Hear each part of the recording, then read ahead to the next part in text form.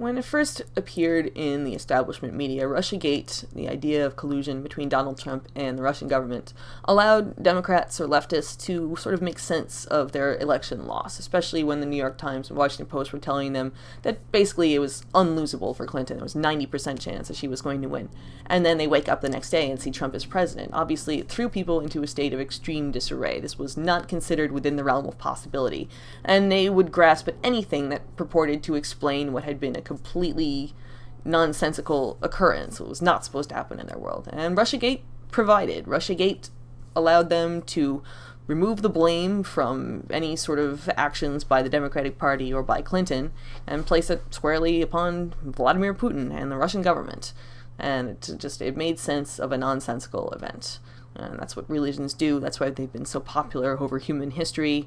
It allows for scapegoating, it allows for the abdication of personal responsibility, and it just creates a cosmology in which there is some sort of drive towards like the good winning out over evil. The whole reheating of the Cold War is sort of capitalizing on the fact that it's a familiar thing to us. I mean, obviously, we had the Cold War for decades, and it's really baked into our culture in a way.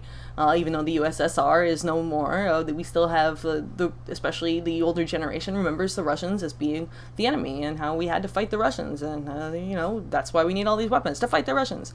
Also, it's terror fatigue. I mean, we've had the war on terror for almost 20 years now, and people are just sick of hearing about terrorists because the whole idea of terrorists is that it's supposed to scare you, and you can't stay scared for 20 years. So, we needed a new enemy, basically, and bringing up Russia was perfect. Any religion that wants to take over a society is wise to draw upon existing traditions within that society. So just like Christianity, as it spread throughout the Roman Empire, sort of took up elements of the pagan traditions it was trying to replace, like the Yule log, or Easter, the fertility rituals, so has Russiagate sort of picked up the trappings of the Cold War that were left over, because it's easier to do that than to just create a whole new structure and foist it on a population and hope it takes root. That doesn't usually work, and so they knew what they were doing when they created this narrative, and it's worked beyond their wildest dreams. Rather than, live in our reality of shades of gray, Russiagate gives you an easy sort of cosmology where on one side you've got Mueller is the pinnacle of what is good and true in the truth, justice, and the American way, and the FBI and the CIA.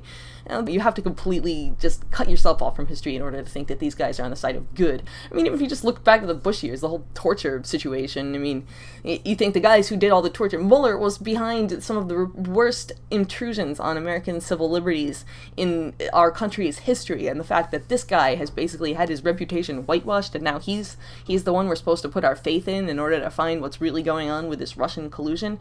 Mueller is basically the harbinger of the police state, as well as Comey.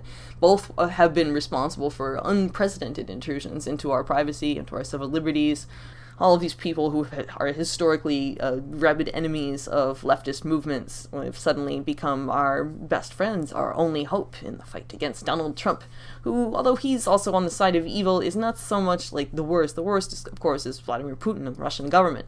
These people are imbued with a sort of supernatural sense of being capable of such evil, such deviousness, that they can control elections all around the world. They can control media figures all around the world. Their power is endless.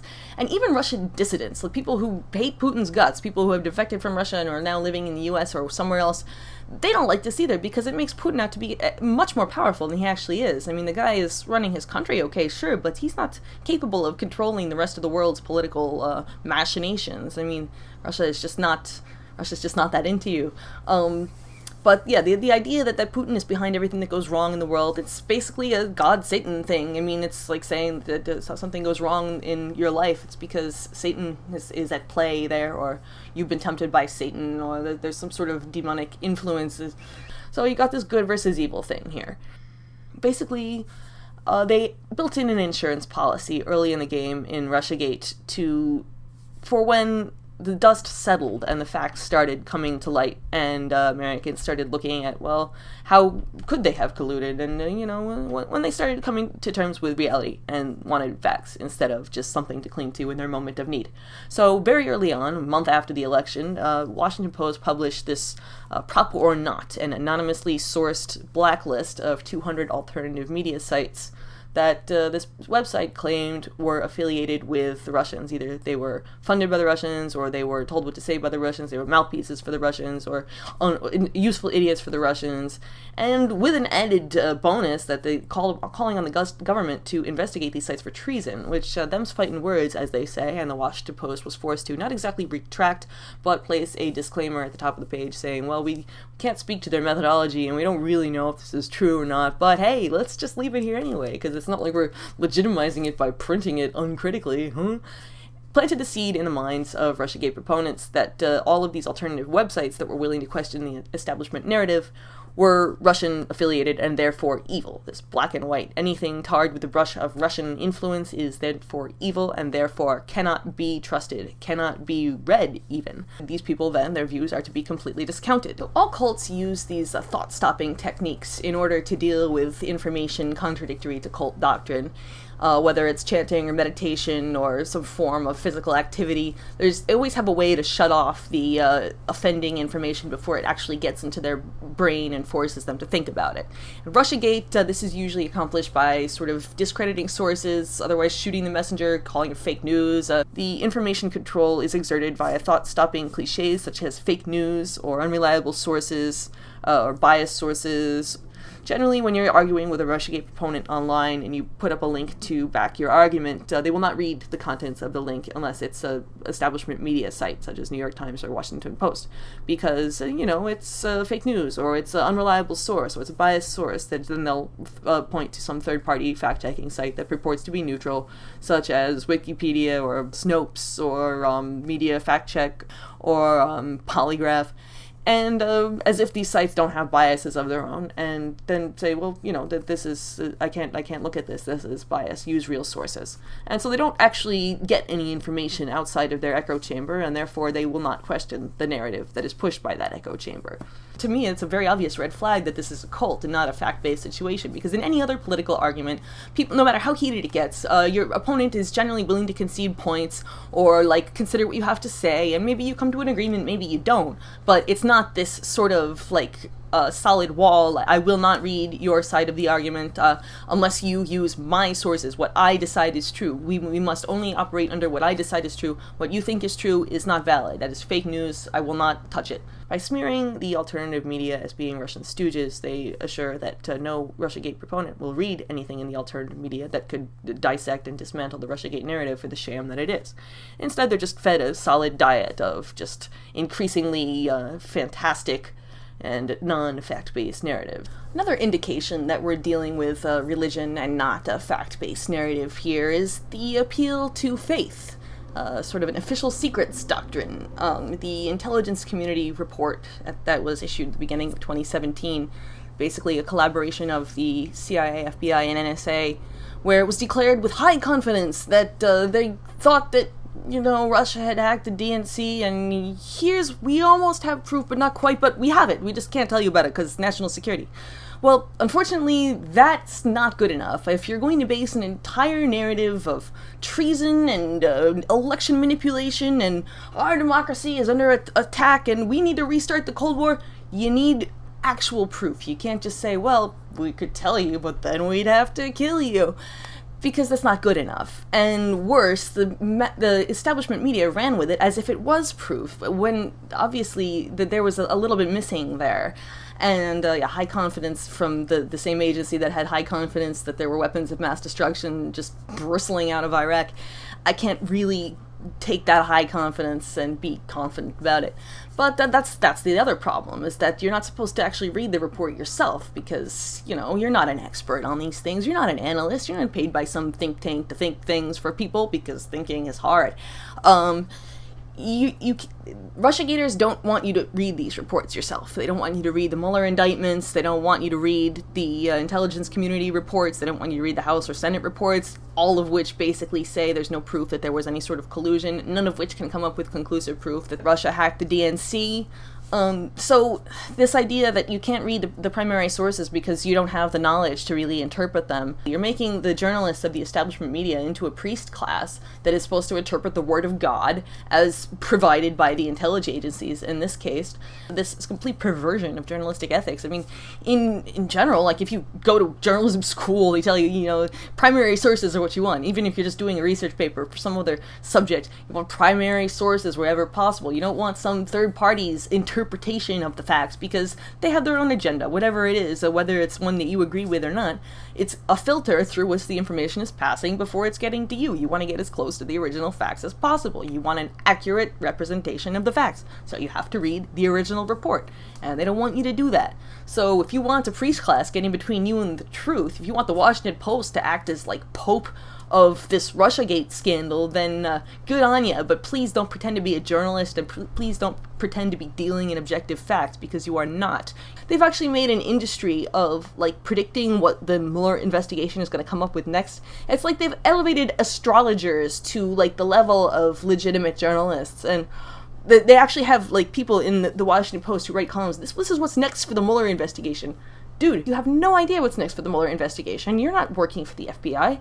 They're not telling you what's going on. You're pulling shit out of your ass and calling it news, and that is not journalism. That is astrology. Another hallmark of cult indoctrination is the idea of sacred science, unquestionable truths that have some sort of scientific basis behind them and therefore cannot be undermined by simple reasoning. So in Russiagate, you see this with the Hamilton 68 dashboard, which is produced by the Alliance for Securing Democracy. And the Alliance for Securing Democracy, of course, is home to a number of extremely scary personages, such as Michael Chertoff. You might remember him from the Department of Homeland Security during the Bush years. William Crystal, the neocon, smirking, smug piece of shit behind a project for a new American century. Let's see, who else is on there? Oh, Michael Morrell, CIA head scumbag. There's a bunch of really nasty people behind the Alliance for Securing Democracy. But they came up with this Hamilton 68 dashboard that purports to track the activity of 600 Kremlin-linked Twitter accounts. And now, whether these are bots or just Russian stooges, they don't really go into too much detail, and their methodology is entirely opaque, but generally, they say that this dashboard can be used to track what Russian influence is doing, what the Russian bots are doing, what news stories they're pushing at any given time. Now, there's absolutely no scientific basis behind this, and even one of the creators of the dashboard has come out and say, well, I don't know about this whole bot thing, but every pronouncement of the Hamilton 68 dashboard is treated as the gospel truth by the New York Times and the Washington Post. This is completely sacred science from the cult's handbook, basically. And as well, there's the whole CrowdStrike analysis that produced the idea of the Russian hack on the DNC. CrowdStrike is a computer security firm founded by Dmitry Alperovich, a Ukrainian computer security professional who used to work at McAfee and left McAfee because of his insistence on attributing a state or otherwise an identifiable actor to a malware attack.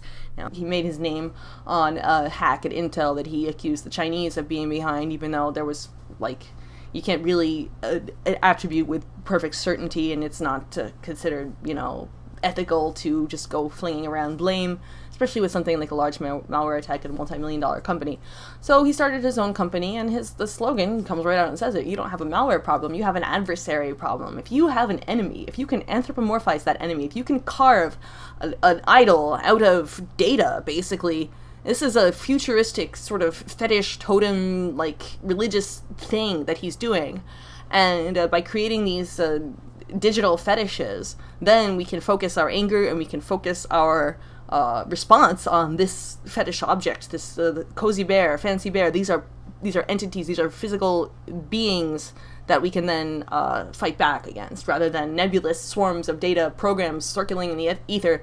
Most people don't understand the mechanics of hacking, and the DNC knew about his whole anthropomorphization of computer security threats, and figured this would resonate well with the American populace, which doesn't know anything about computer security in general, and hacking is sort of a mysterious thing to most of us still. However, Dmitry Alperovich and CrowdStrike make it very easy. The whole slogan of the company is, you don't have a malware problem, you have an adversary problem. So, anthropomorphize the enemy, hand it to the American people on a plate, and it makes it very easy to blame the Russians for the hack on the DNC.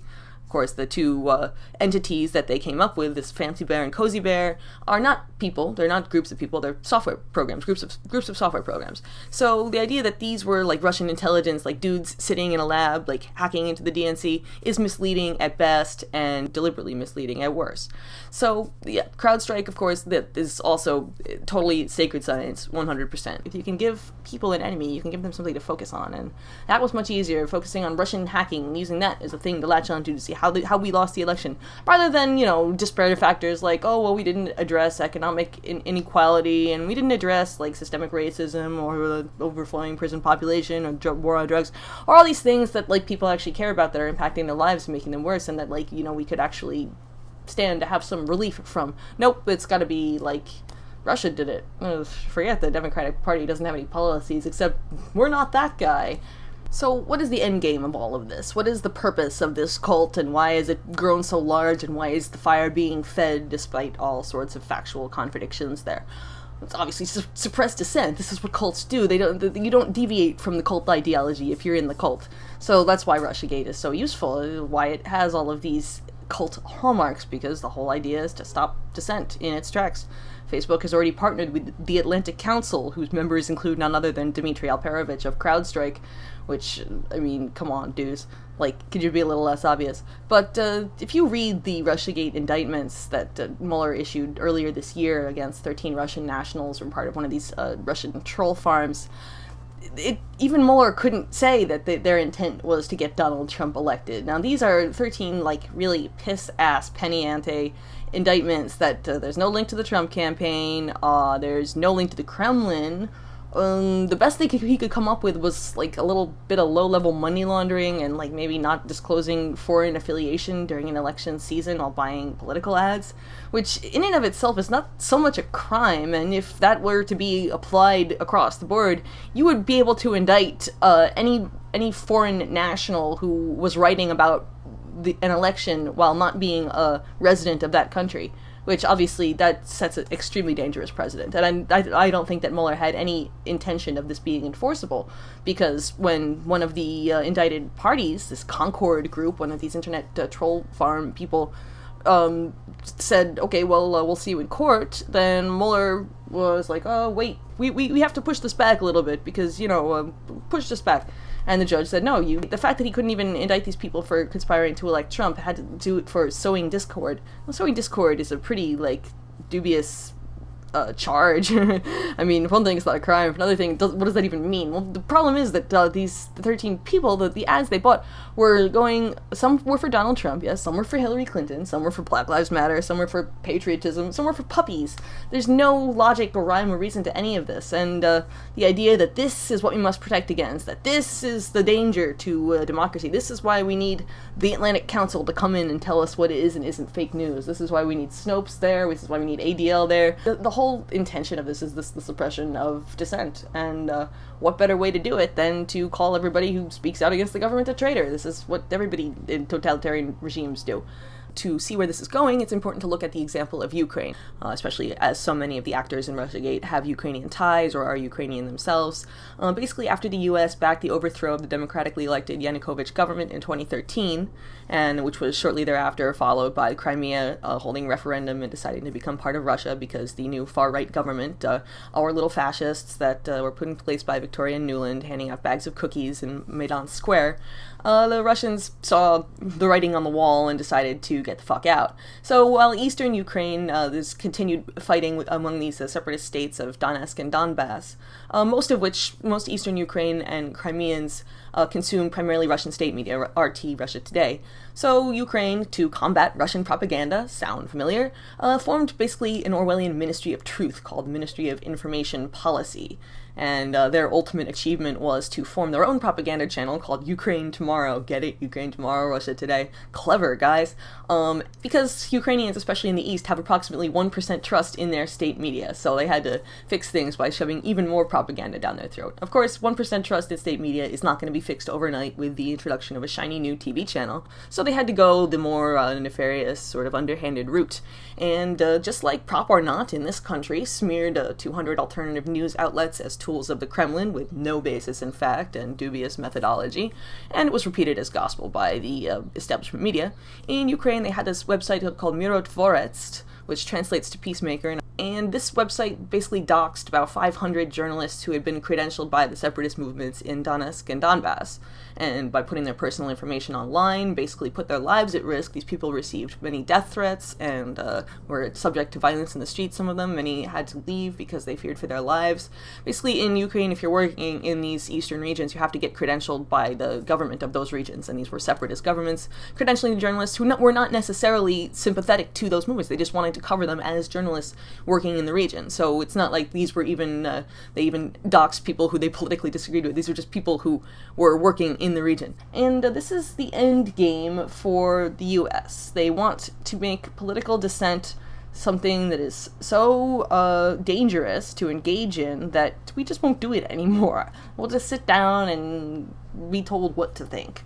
And the whole idea is they see how Ukraine managed to outsource this violence. It wasn't actually the government going after these journalists, although the other journalists, their fellow journalists in Ukraine were, rather than running to their defense, which one would think, I mean, they're fellow journalists, but no, they said that you get what you deserve for writing treasonous material, for writing against the government. And of course the government said, yeah, what they said. But the government wasn't the one committing the violence. It was actually the people of Ukraine committing violence against their fellow citizens, and they had been encouraged to do this by this government propaganda. So the US sees that, and it's just like drooling, and they want to outsource their violence too, because obviously it doesn't look good for you to be gunning down your own citizens in the streets. They don't have to personally go around every dissident journalist and kick their door in and punch them in the face. They got their own people to do that for them. This outsourcing of police-state repression is the end goal of this. While you see very bitter feuds online with political arguments in this country with Russiagate, people accusing alternative media journalists of being Russian trolls or Russian bots or whatever, you haven't seen so much the in-person violence yet, and I'm very worried that this is where it's going to lead, because tensions are running very high, and as this Russiagate thing continues into absurdity, spiraling off from reality, there's basically nothing factual linking it to what is actually going on in the country right now. As it gets further and further unmoored from fact, in fact, they become more wedded to it because they have to accept it on faith, and faith is a much stronger bond between a person and their ideology than simply logic or rational attachments. They are much more committed to this because there is no rational basis for it. I mean, I don't know why it hasn't escalated to the level of violence, actually, because you see these arguments especially about this Russiagate topic online, and they're very vicious, unusually vicious for political arguments, which can get vicious anyway. But generally you see like a give and take with political arguments. People are willing to concede points from both sides and at least consider the other person's sources. In Russiagate, of course, as I said before, there's no allowing of outside views. It's a very doctrinaire, dogmatic, religious way of looking at the world. And so I think that where this is going is not looking good for American journalists, and this is why we need to stand up to this narrative. I mean, it's not just like harmless stupidity. I initially thought it was harmless stupidity until I did some research, and it's like, you can't just let this shit go unaddressed. Like, these people are out for our blood, and we need to protect ourselves. And that means taking this narrative down.